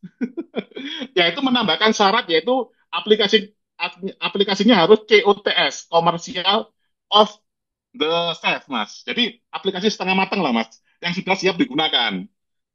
Nah, ternyata di company profilnya Qualisoft ini, saya temukan itu Mas, memang aplikasinya yang dimiliki Qualisoft itu berbasis COTS, Mas Gembul. Nah, Jadi, ya jadi memang dugaan kami, Mas, syarat-syarat tender ini sudah disesuaikan dengan oh, miliknya Qualisoft gitu loh, Mas. Ini sebagai tambahan terbaru, Mas. Nah, syarat tendernya itu kan COTS dan pernah mengerjakan aplikasi perpajakan skala nasional dalam 10 tahun terakhir, Mas. Nah, uniknya Qualisoft ini, Mas, perusahaannya ini memang mengerjakan skala nasional, tapi dia hanya mengerjakan di tiga negara, Mas, yaitu Austria, negaranya dia sendiri, dengan penduduk 9 juta, terus Bosnia Herzegovina itu dengan penduduk 3 juta sama Albania penduduk 2 jutaan, Mas. Jadi begitu mengerjakan Indonesia yang penduduknya sangat banyak dan peraturan perpajakannya sangat rumit sekali, ada sekitar 3.800 PMK dan KMK, ada Perdirjen SE dan lain-lain itu mungkin sekitar 10.000 aturan yang harus diakomodir, Mas. Ya itu jadinya seperti ini, Mas. Terus sebagai informasi lagi, kemarin Korteknya ngamuk, Mas Guru Gembul. Mas nggak mau gimana? Aulia, ngamuk. Jadi hari Sabtu kemarin, hari libur Mas, tanggal 25 Januari, itu ngirim blasting surat tagihan pajak, Oh iya, surat ketetapan pajak, sama surat teguran, Mas. Itu langsung ke semua wajib pajak yang mempunyai tunggakan pajak. Dan anehnya teman saya, Mas, teman saya itu, ini Mas, ada tagihan pajak, ini anggaplah, ini Mas ya, 300 juta Mas ya. Itu satu hmm. tagihan pajak terkirim mulai Sabtu, Minggu, Senin, Selasa, sampai hari ini Mas, sampai hari Rabu Mas. Jadi 5 kali Mas. Jadi itu regulasinya gimana? Nah, itu mungkin nanti Pak Ring komentar. Terus saya sendiri perusahaan saya kena Mas. Itu tapi cuma 2 kali. Saya Sabtu sama Minggu. Ini Bapak tuh kalau kalau ngobrol sama Bapak tuh makin ke sini makin teori konspirasinya makin pekat ini, Pak. Enggak, Eh, gini. Intinya gini Mas, yang kami amatin aplikasi Kortek ini yang luar biasa Mas Aulia. Ini sangat merubah konstelasi dalam Indonesia sebagai negara hukum. Karena yang terjadi adalah apa Mas, peraturan perundang-undangannya itu menyesuaikan Kortek Mas. Contoh kemarin PPN 12%. Nah, itu aplikasi Kortek ini nggak siap untuk dibuat multi tarif. Ada yang 11, ada yang 12. Yang 12 untuk hmm. barang mewah. Nah, itu hanya Menteri Keuangan tanggal 31 Desember tengah malam mengeluarkan PMK yang mau ini Mas, ada DPP nilai lain Mas. Nah, itu jadi peraturannya itu menyesuaikan Korteknya Mas. Itu tambahnya Mas. Jadi ada tambahan dari data dari Qualisoft. Nah, itu yang perusahaan ternyata dari Austria seperti itu Mas, dan hanya mampu mengerjakan aplikasi di negara yang maksimal penduduknya 9 juta. Iya, ini saya salah. Harusnya hari ini tuh ada perwakilan dari pemerintah sih, tapi saya paksa harusnya ya. Ini Kalau dari jadi pemerintah pengalaman pengalaman kami Mas Gembul tidak mau Mas. iya, Kalau dari Dirjen iya Pajak. saya juga ngajakin dan tidak mau ada yang mau pun tidak dipublikasikan akhirnya. Ya. Jadi saya mohon maaf ini jadi Pak Aulianya nampak seperti mewakili pemerintah ya gitu. Padahal enggak juga kan sebenarnya dalam hal ini ya mencoba mewakili apa yang Ya, ya. mewakili penjelasan atas ini. Em, Baik dari Pak Rinto, dari Pak Rey, dari Pak Aulia ada kata-kata berikutnya kata-kata terakhir lah dalam tanda kutip. Ya. Eh, Ya. Pak Rinto dulu nih Ya, yang ya. dari tadi paling gatel ini. Ya, kalau dari saya Mas, saya sudah sebenarnya ini Mas ya, dalam titik kami membela wajib pajak di seluruh Indonesia, kami minta tolong segera administrasi perpajakan ini dibenarkan secepat mungkin dengan mengembalikan ke aplikasi yang lama. Setelah itu saya akan Walaupun cabut. uangnya udah habis, Walaupun 1,6 wajar, triliun saya akan habis nggak cabut apa-apa. laporan. Saya akan cabut laporan, tidak peduli. Ada korupsi apa enggak, saya tidak peduli. Yang penting wajib pajak bisa bekerja dengan lancar, pendapatan negara terjaga, 82% penerimaan negara dari pajak ini terjaga. Itu Mas. Walaupun itu ada korupsi, saya ada dengar ada 500 miliar, saya nggak peduli. Saya akan cabut. Saya nggak akan mau bantuin KPK. Jahat ini.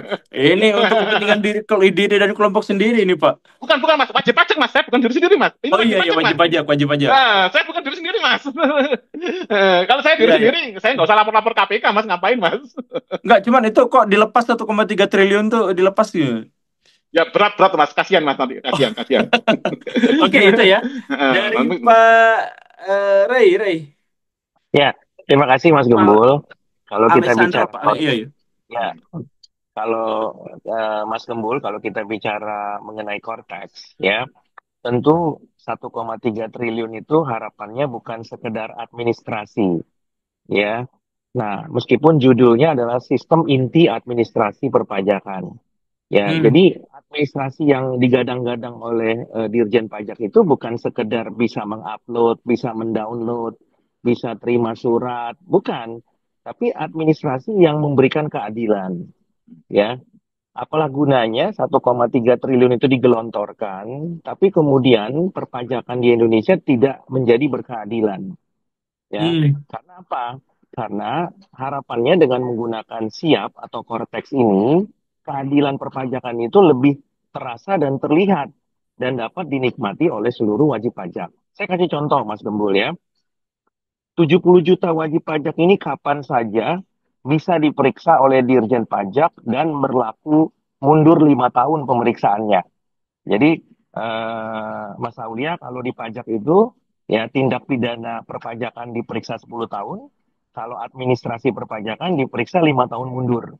Ya, nah pertanyaannya kalau 5 tahun untuk administrasi perpajakan atau 10 tahun untuk tindak pidana perpajakan itu bisa diperiksa mundur 5 tahun atau 10 tahun, tapi kemudian kalau Cortex ini tidak memberikan keadilan, maka tidak ada bedanya dengan cara-cara manual di masa lalu. Ya, saya kasih contoh misalnya, seorang wajib pajak atau perusahaan diperiksa, tapi kemudian pemeriksaannya itu tidak transparan, tidak bisa Hmm. direkam, dan hasil rekamannya tidak bisa diupload di Cortex. Ya, jadi Oh. pemeriksaannya itu yang tahu ya wajib pajak dengan pemeriksa. Nah, kalau misalnya pemeriksa itu melakukan tanda petik tadi ya, dugaan pemerasan, ya, dalam pemeriksaan pajak, pertanyaannya apakah Cortex itu bisa membuktikan adanya dugaan tindak pidana pemerasan itu? Nah, kalau tidak bisa, lalu untuk apa 1,3 triliunnya? Nah, Ya, nah, sementara kan Cortex ini dibuat untuk melaksanakan kewajiban perpajakan secara transparan agar penerimaan pajak bisa tercapai.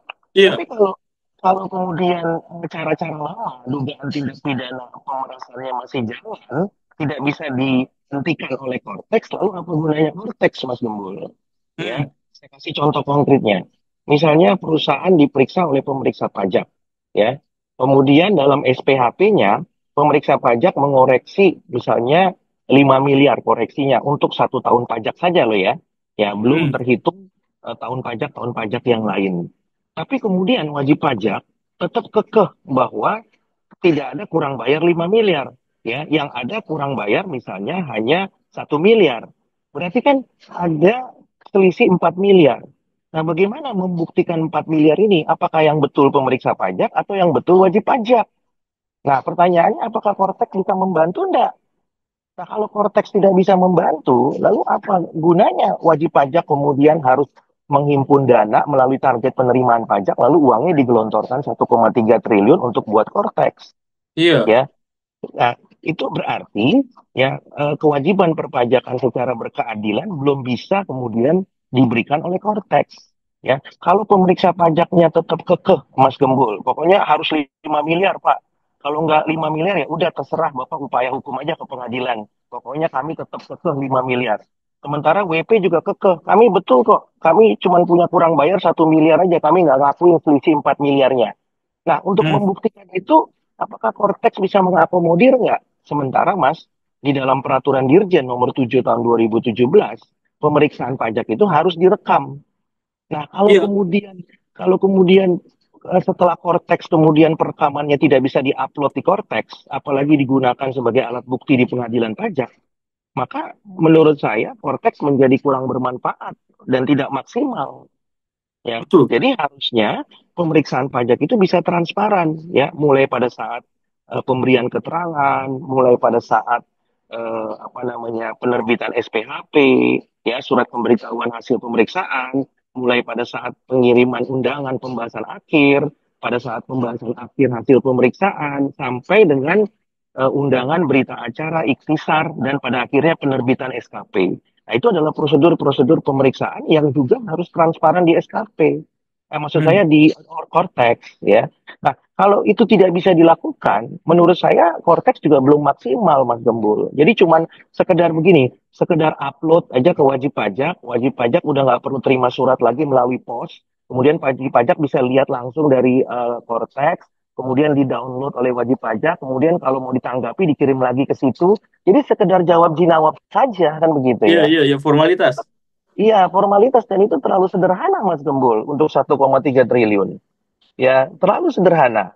Ya. Nah, pertanyaannya apakah itu berkeadilan? Masih ada lagi hal-hal lain yang kemudian menurut saya fitur-fitur Cortex itu harus bisa kemudian apa namanya digunakan untuk mengakomodir itu agar kewajiban perpajakan itu menjadi berkeadilan, ya. Nah, selama ini kan Mas Gembul tahu pemeriksaan pajak itu ya diwajibkan untuk direkam oleh pemeriksa pajak, tapi dilarang direkam oleh wajib pajak. Padahal kan data-datanya milik wajib pajak. Iya, Perusahaan-perusahaannya milik wajib pajak. Nah, tapi tapi nggak tidak boleh boleh direkam. direkam. Tidak boleh direkam oleh Direktur Jenderal Pajak. Berarti kan tidak transparan. Iya, Nah, betul. kalau pemeriksa pajak tetap maksa, saya tetap mau koreksi 5 miliar, saya maunya 5 miliar, terserah Anda. Anda suka nggak suka, Anda silakan ke pengadilan misalnya, atau ajukan keberatan, atau gugatan misalnya. Ya. Nah, kalau wajib pajak tetap ke 1 miliar, lalu Cortex tidak bisa membuktikan mana sih yang benar gitu loh, wajib pajaknya atau pemeriksa pajaknya. Karena mereka hanya bertemu di dalam ruangan tertutup yang hanya diketahui oleh pemeriksa pajak, wajib pajak, dan Tuhan, Mas Gembul. Nah, Mas Aulia juga nggak tahu juga kalau nggak hadir. Nggak mungkin tahu, ya kan? Harus Ah, hadir. iya, iya. Nah, jadi pertanyaannya, bisa nggak Cortex membantu memberikan keadilan? Ya, paling tidak tadi saya katakan, oh pemeriksaannya harus direkam, hasil rekamannya diupload di Cortex. Ya, Hmm, jadi Dirjen Pajak bisa lihat, wajib pajak, pimpinan wajib pajak, bisa lihat siapapun juga. berkaitan dengan wajib pajak bisa lihat. Sebenarnya ini yang salah itu siapa? Pemeriksa pajaknya, tanda petik, atau wajib pajaknya. Kalau kemudian ada dugaan tindak pidana pemerasan juga bisa terlihat di sana. Ya, ada misalnya kalau pemeriksa pajaknya memaksa 5 miliar itu kan berarti dugaan tindak pidana pemerasan. Padahal sebenarnya kan yang Oh, wajib dibayar cuma 1 miliar. Kan begitu ya. iya, iya. Karena kita sudah sama-sama tahu Mas Gembul ya. Mungkin ini semua wajib pajak yang pernah diperiksa tahu ya dan pernah mengalami bagaimana mereka tanda petik mengalami apa pemeriksaan yang tidak proper ya. Dan itu yang mau kita hilangkan dengan adanya Cortex, ya, supaya Iya, target penerimaan pajak itu bisa tercapai dan wajib pajak menjadi lebih happy dalam membayar pajak atau menjalankan kewajiban perpajakannya. iya. Nah, jadi bukan bukan sekedar ini Mas Gembul, bukan sekedar kemudian bisa dapetin dokumen otomatis di Cortex, nggak perlu pakai pos lagi, nggak perlu pakai PIKI, JNE, bukan hanya sekedar itu gitu ya. Iya, iya, Ya, iya. tapi lebih Sa- daripada itu gitu loh. Sangat Nah, paham. saya sangat menantang Dirjen Pajak. Kalau target penerimaan pajak mau tercapai, tolong pajak dibuat transparan. Nah, salah Hmm, satunya dalam mendukung transparansi ini adalah keterbukaan jajaran Dirjen Pajak. Dalam hal ini adalah pemeriksa pajak. Karena hmm. salah satu penerimaan yang paling besar itu datangnya bukan dari laporan SPT setiap tahun di bulan Maret untuk orang pribadi maupun April untuk wajib pajak Bandeng, Betul. tapi dari pemeriksaan pajak. Nah, pertanyaannya, apakah pemeriksaan pajak kita ini sudah berkeadilan? Nah, faktanya, ya, perkara di pengadilan pajak itu terus mengalir dengan deras. Tambah banyak. Nah, itu artinya bertambah terus. Itu artinya, Mas Gembul, artinya kan pemeriksaan pajaknya ini masih berpotensi bermasalah. Kalau tidak bermasalah, kenapa perkaranya banyak di pengadilan pajak? Ya, Hmm, nah, iya. apalagi apalagi sampai dengan sekarang IWPI masih meminta data dari pengadilan pajak ya Pak Rinto ya. Betul, betul. Ya, Nah, berapa banyak nilai yang wajib pajak menderita kekalahan. Kenapa, Mas Gembul? Karena kalau di pengadilan pajak, kalau wajib pajak kalah, dia harus bayar sanksi 60% Aduh. berperkara. hmm, Nah, beda dengan perkara perdata, itu beda. Kalau secara normatif kan, Mas Aulia, orang menempuh upaya hukum karena dizolimi. Ya, Hmm, tapi kalaupun dia kalah, ya sudah, dia hmm. tidak mendapatkan yang dia dapat. Tapi kalau di pajak berbeda. Kalau Ya, wajib pajak kalah berperkara, dia harus bayar sanksi 60%. Nah, jadi wajib pajak harus berpikir keras, yakin nggak dia menempuh upaya hukum. Ya, hmm. kalau yakin, ya silakan. Tapi kalau nggak yakin, berpikir 2 kali atau 3 kali bahkan lebih. Karena harus ada sanksi 60%. Ya, Iya. kalau kalah di pengadilan pajak. Nah, oleh karena itu, dari sejak awal korteks ini kan diterapkan di luar pengadilan, bukan di dalam pengadilan. Maka dari sejak awal korteks itu harus memberikan keadilan. Karena kalau tidak, ya maka perkara di pengadilan pajak akan lebih banyak lagi. Ya, dan Hmm. tentunya wajib pajak itu lebih banyak lagi menderita kerugian akibat kekalahan berperkara di pengadilan pajak. Meskipun statistik di pengadilan pajak menyebutkan bahwa jumlah perkara lebih banyak dimenangkan oleh wajib pajak. Ya, jumlah perkaranya, tapi bukan nilai perkaranya. Itu beda tuh ya. Nah, kalau Mas Ini. Gembul mau undang Pak Ali Hakim sebagai ketua pengadilan pajak, boleh juga. Ya, karena statistiknya hanya menyebutkan jumlah perkaranya, bukan nilai perkaranya. Iya, nanti kita undang Ya, lah, semoga beliau mau. ya. Nah, kami menduga dari IWPI, ya, wajib pajak itu menang jumlah perkara, tapi kalah nilai perkara. Iya, Nah, itu saya juga perbedaannya sangat setelah disinggung gitu signifikan. kayaknya menduga ke sana juga sih. Pendekatan juga. Nah, Iya, iya. begitu. Oke, Nah, jadi sederhananya, Mas Gembul, penutup saya sederhananya, konteks ini bukan soal administrasi belaka, ya, tapi ini adalah aplikasi untuk melaksanakan hak dan kewajiban secara berkeadilan. Begitu, Mas Gembul. baik, terima kasih Pak. Ini panjang karena saya yakin Pak Rinto dan Pak Ray ini punya lebih banyak yang ingin dicurahkan ke media sebenarnya. Karena sekarang mereka-mereka itu tidak bisa, karena media-media mainstream juga tidak memberitakan ini, entah bagaimana Ya, ya. Tapi Pak Aulia ada kata-kata terakhir sanggahan dalam hal ini atau tanggapan atau apresiasi atau yang semacam itu dari diskusi kita dengan Pak Ray dan Pak Rinto? Oke, Guru Gembul, luar biasa sekali tadi penjelasan dari Pak Rey barusan ini ya. Karena kalau kita bicara pajak itu kan bicara soal hajat hidup seluruh warga negara ya. Karena ini Hmm, kan secara filosofis memang pajak itu adalah iuran memaksa dia. kepada warga negara untuk negara gitu kan ya. Hmm, Nah, makanya memang kalau kita bicara filosofi kenapa Korteks ini dibentuk, seharusnya kan filosofinya adalah untuk mengoptimalkan penerimaan pajak oleh negara. Tapi kembali lagi, poinnya seperti yang disampaikan oleh Pak Rey, ada keadilan di sana. Karena kita juga tidak menutup mata ya, bahwa ada beberapa kasus di Ditjen Pajak. Tadi kan Pak Rey menyoroti soal pemeriksaan pajak. Ya, saya pernah menangani kasus terkait dengan dugaan korupsi oleh pemeriksa pajak. Pernah saya menangani. Jadi memang ada isu-isu itu oleh oknum-oknum oleh pegawai pajak. Makanya Ditjen Pajak pun harus berbenah di internalnya kepada baik itu pemeriksa atau siapapun yang ada. Kita pernah menyebut kasus Gayus Tambunan begitu viral oke. iya. beberapa belas tahun yang lalu ya. Nah, kembali lagi ke isu korupsinya.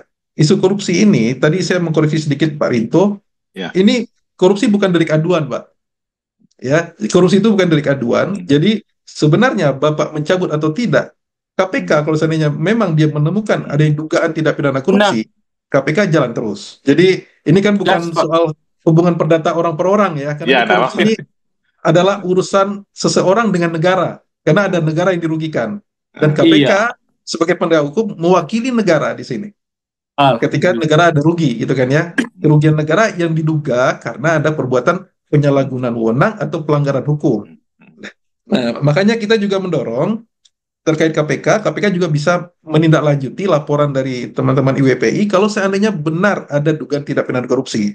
Terus yang terakhir terkait dengan korteksnya sendiri. Ya Korteks ini bagaimanapun juga sudah menggunakan uang negara yang begitu besar ya, sampai 1,3 triliun, sekian-sekian itu. Dan ini juga ya harus dapat berfungsi sebagaimana mestinya. Karena bagaimanapun juga ketika itu tidak digunakan, akan terjadi total loss, Pak. Ini dugaan korupsi baru lagi, gitu loh, Pak. ya. Akan jadi isu hukum yang baru lagi ketika Korteks ini tidak digunakan.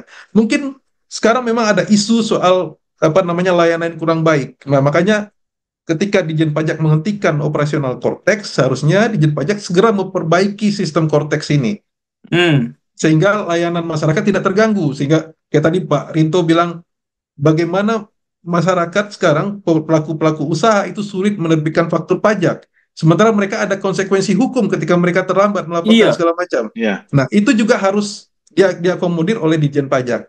Nah, akhir kata ya dari saya semoga apapun itu, baik itu Korteks, baik itu KPK maupun dari bapak-bapak di IWPI, ya kita mendorong pertama hukum ditegakkan, kedua ya pelayanan kepada masyarakat juga ditingkatkan.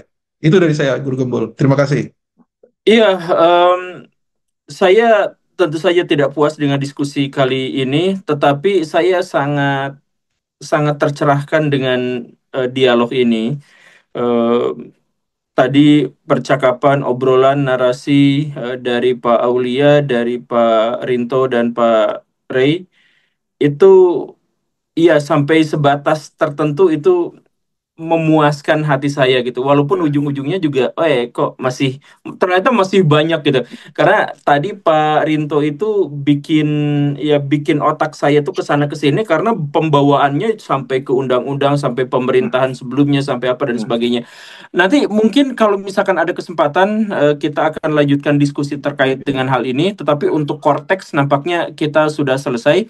Dan buat Bara yang nonton video ini sampai tuntas, terima kasih banyak. Kita tidak menemukan konklusi akhir, tapi kita menemukan fakta-fakta baru, fenomena-fenomena yang sudah ada, penegasan atas fenomena-fenomena yang ada, dan ya semoga Cortex itu bisa segera sembuh, bisa segera diperbaiki sehingga baik negara maupun rakyat tidak terbebani oleh tanggung jawab yang seharusnya tidak mereka hadapi.